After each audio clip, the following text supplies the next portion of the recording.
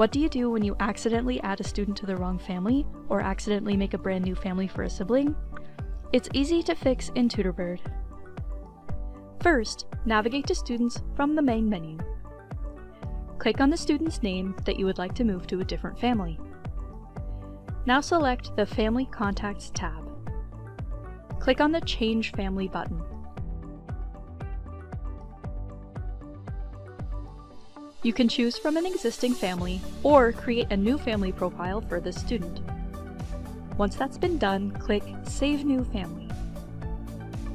When you change a student's family, all of their existing events move with the student, and any previous charges or fees will also be moved into that family account. Thanks for watching, and if you have any questions, please send us an email at support@tutorbird.com.